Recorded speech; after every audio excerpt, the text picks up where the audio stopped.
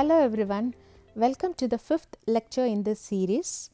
In today's lecture, we are going to study about array ADT. In specific, going to focus our attention to insertion and deletion operations on arrays. This is going to be the organization of this lecture. First, we'll have a recap of arrays which we have been talking in the last two lectures, and then we will be moving on to insertion and deletion operations on arrays, specifically at three positions, namely first, middle and last. First, a recap on array ADT. As you all know by this time, array is a linear data structure and it is an abstract data type. Abstract data type in the sense it is a data structure plus the operations that can be performed on that data structure. So, when we say it is abstract data type, we mean to say what are all the operations permissible on arrays, but we do not mention explicitly the implementation aspects. And as such, array is a linear data structure, which means all the elements of the array are in sequence, and it falls under the category of static data structure, which means for an array, memory is reserved at the time of compilation, and at later point of time, the size reserved for an array cannot be changed. That is, at runtime, we cannot alter the size of an array. So, whenever our demands are flexible, then we are not supposed to use arrays. So, what you see here is an array. The array contains n elements. And in the last lecture, we learnt some of the terminologies associated with an array. An array's elements are said to be homogeneous, which means all the elements are supposed to be of the same data type. And we have a term named size, which tells its capacity or power to hold the said amount of elements. And here in this case, the array size is n, which means the array will be occupying indices from 0 to n minus 1. And here you could see that all the the first element is occupying the position 0, which we say as array index 0. So, in order to specifically access any of the elements from this array, then I may have to use this index to access that element. If suppose I want to access A3, then I may have to specify it is A of 2, its index is 2, and so I may have to access it as A of 2. And you could see here that apart from the n elements it contains, there are still some unused spaces. This we have discussed in the last lecture itself, that whenever we are not sure of how many elements are actually going to occupy this array, then to be on the safer side, just because array is a static data structure, we will always allocate the size to be sometime huge than what we actually need. The size will always be greater than our actual requirement, and so we have some unused spaces in this array. So, as long as we have this unused spaces, array will permit us to add some more new elements into it. And one more thing which we can calculate from here is the array's length. In order to determine this length or size, we have used this formula upper bound minus lower bound plus 1. That will actually tell you the size of the elements that are present now in that array. And this is the definition for arrays. An array is a sequence of elements, and we are focusing on two operations on the array. One is to add a new element to it, and the other operation is to delete an element from that array. So, now we are moving on to the first operation on array, namely insertion. In the last lecture, we discussed two operations on arrays, namely accessing an element from an array and traversing an array. And we all know very well that retrieving an element from an array is relatively fast. But when we talk of insertion and deletion operation, they are going to be slow. The reason is that if I want to add a new element to an array, the first prerequisite is that the array should have some unused spaces with it.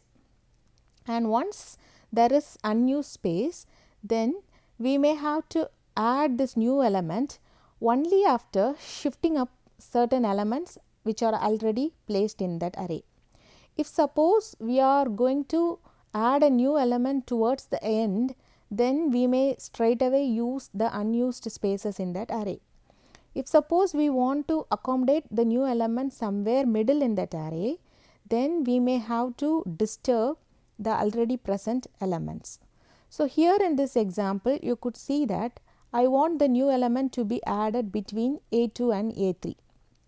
So in order to provide room for this new element, I may have to disturb all the elements from A3 to A8. So I may have to shift all the elements in the upward direction. So the shifting operation cannot be done immediately starting from A2, just because I want to add this new element after A2. So if suppose I attempt to shift this element A3 to the position of A4, what happens is that we may be losing the content of present in this index A4. And so what we do is we actually move towards the end, that is, we move to the position where the last element in that array is present. From there on, we start the shifting operation. So first we shift A2 to the next position, then we move A7 to the place of A8, A6 to the place of A7, A5 to the place of A6, A4 to the place of A5, and finally A3 to the place of A4. Thereby we have created space for the new element, and finally we place the new element in the new room which we have created now. And you could see that before that the size of the array was 8, and after this accommodating this new element, now its size has been increased by 1. So we may have to update the size by 1. And as such, array doesn't have any provision to keep count of the number of elements available in it, and so we are having a specific variable named size to preserve the actual size of this array. And that is why after adding a new element into that array, we have increased size by 1. So as I mentioned before, we can insert element to an array at 3 positions, and now we are going to study what are all the positions which we can attempt to do an insertion operation. First, let's see how to do insertion of an element at the beginning. So here in this particular example, we have reserved the first position of the array, namely A of 0, to keep track of the size of the array. So here the first index, that is A of 0, is meant to store the size of that array, and every time I add a new element to that array, then what I do is I actually increment size by 1. So let us see here what are all the things we may have to do. First is that we may have to move all the elements one position upward.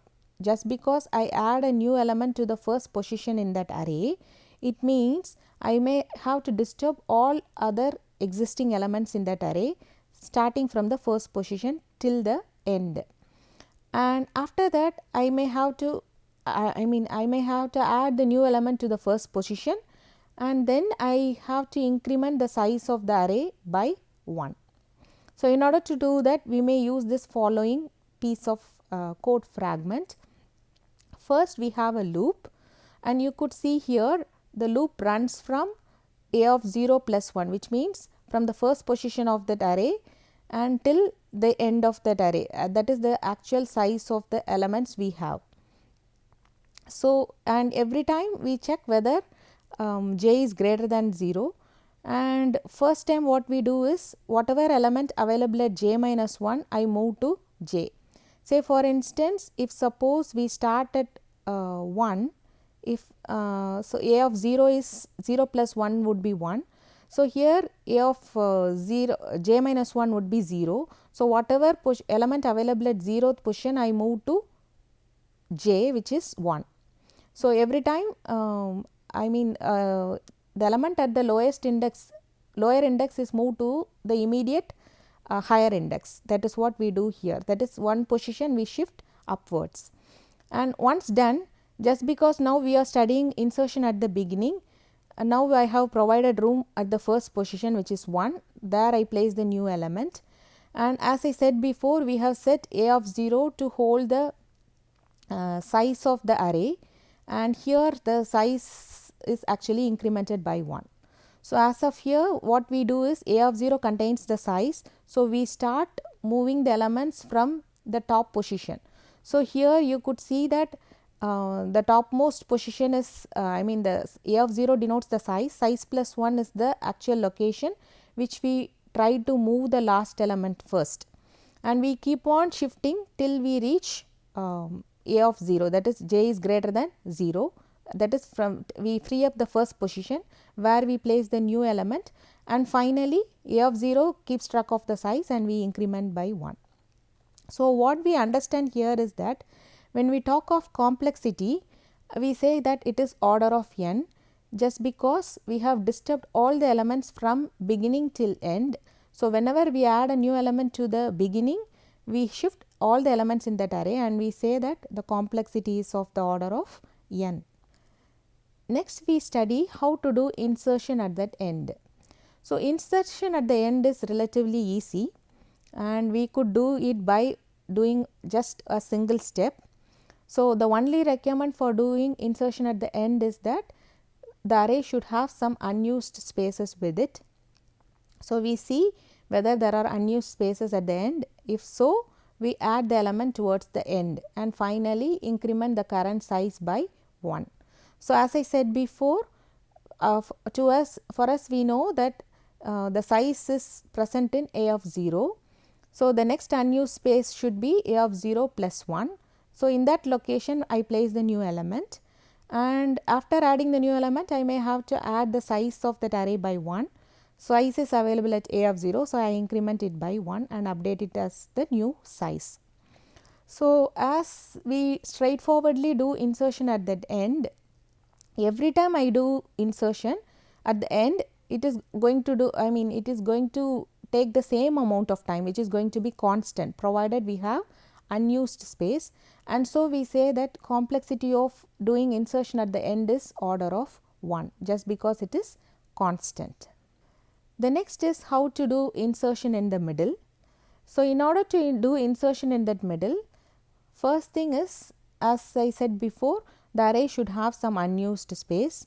Only then we can shift some elements in the upward direction, and after that you need to know the position where we may have to add that new element. So, in this case I want to add the new element say 50 at some position say 5 in that array. So, if I have to add 50 here, then I may have to shift all the elements including 5 and following 5 one position upward.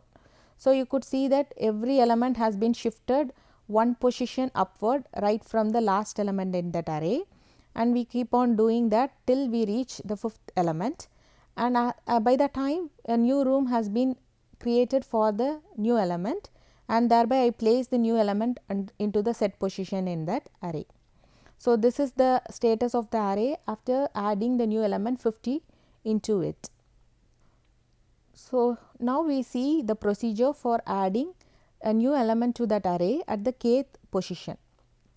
So, if suppose if I want to add a new element at the kth position, first I should shift all the elements one position upward from the last element till the kth element, and after that I have to add the new element to the kth position, and finally I have to increment the size of the array by 1. So, the same thing can be done by this fragment of code. So, I am going to do shifting upwards. So, a of 0 contains the size of the array, and plus 1 means the the unused space. So, I assign j to a of 0 plus 1. I keep on doing that shifting operation till I reach k. So, earlier when we talked about doing insertion at the beginning, we did shifting, but we did shifting till the first position. Now, here just because we have specified the position where we want to add the new element, that is considered to be k, and we do the shifting operation till we reach k. And so, every time the element at j minus 1 is moved to j, which means shifting in the upward direction. And once the shifting is done, this loop is over. Now, we have a room which is free at kth position, in which we add the new element, and as such, after adding the new element, the size of the array has to be incremented by 1. A of 0 contains the size, and so we add it by 1. So, here when we talk of complexity of doing insertion at the kth position, we do not shift actually n elements, but the number of elements we do actually shift is n minus k, where k is the position where we are attempting to bring in the new element. But this n minus k is roughly order of n. So, when we do insertion at first and insertion at some kth position, it is going to be in general of the order of n, and whenever we do insertion at the end, it is going to take a complexity of order of 1. So, this is one other alternate version for doing insertion. So, here instead of having reserved the first element, first position of the array for keeping track of the size, we have separate variables, but we have grouped all of them to be part of a structure. So, this structure list contains an array, a variable, a member called max and a member called size. So, now here we see how to do insertion. So, first is that here we have made use of pointers, and so the first step is the same as we did before.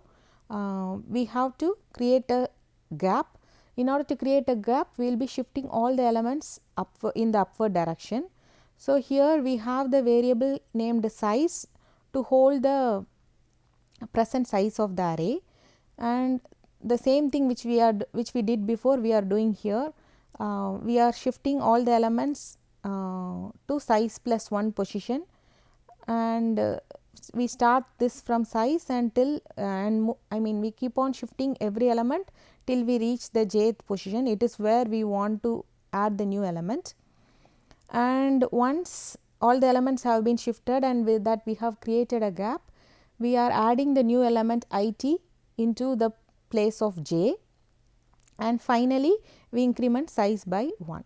So, it is our wish that we could keep this implementation simple as we saw before, with just reserving the first index in the array to hold the size, or else we may have some structures of this kind to do the same operation.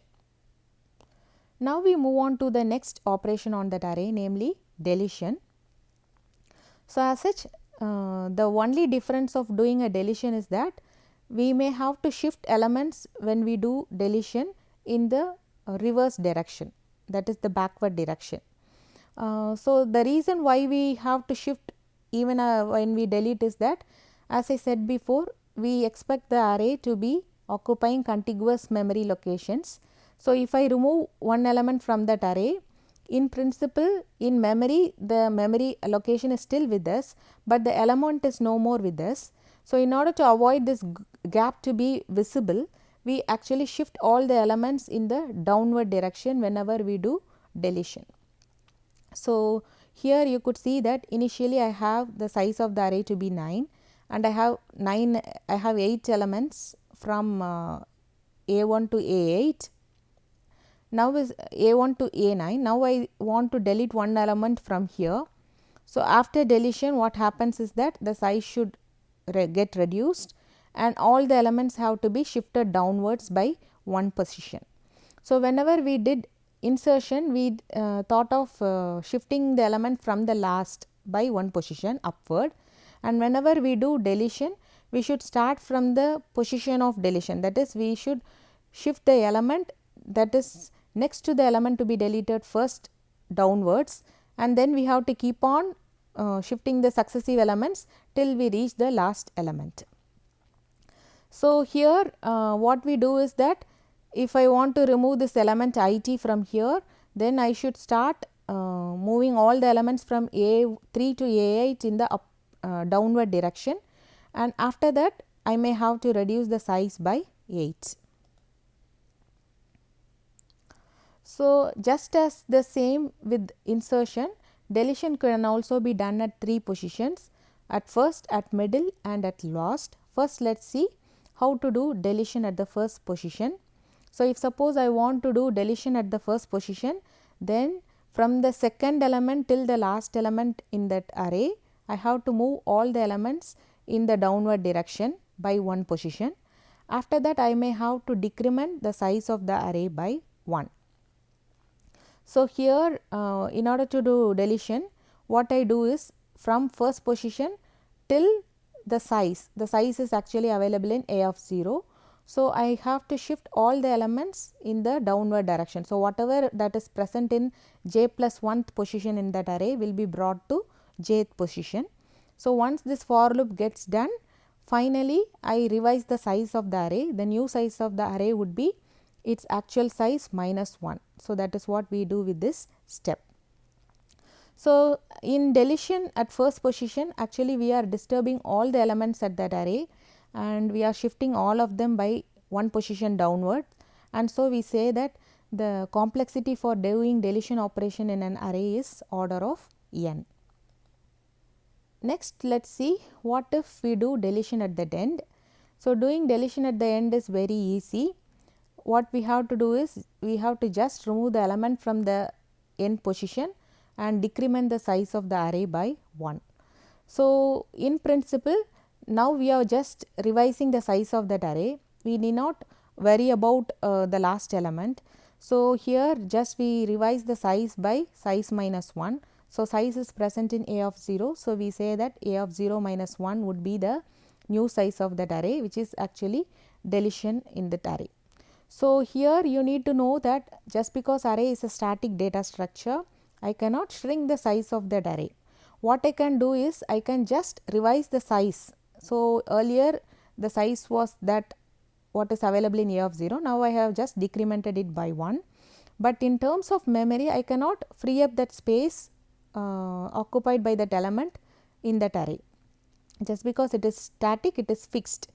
I can do revisions only with its size. So, for deletion operation at end, its complexity is going to be order of 1. So, order of 1 means it takes a constant time, which means irrespective of the number of elements in that array, whenever I do deletion at the end, this is the only step which I am going to do, and so we say that the complexity is constant, which is order of 1. The next operation is deletion at the kth position. So, when we do deletion at kth position, we are not going to disturb the entire array, rather we are going to shift upwards only those elements which are from k plus 1 position. If I want to delete the kth element in that array, then I may have to shift all the elements starting from k plus 1th position till the end in the downward direction, and finally I have to decrement the size of the array by 1. So, to do so, we can use this following piece of code fragment. So, here first I have to do shifting from kth element till the last element in that array. So, here you could see that I start with k and go till the last element. The last element is actually available at size plus 1 the position.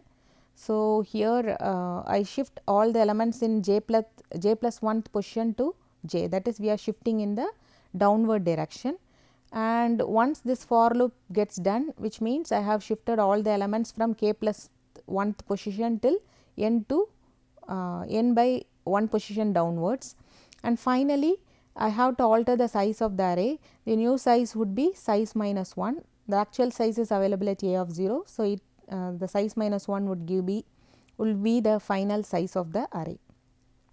So, when we talk of complexity of doing deletion at the kth position, it is going to be order of n minus k, just because I shift only the elements from the k plus 1th position.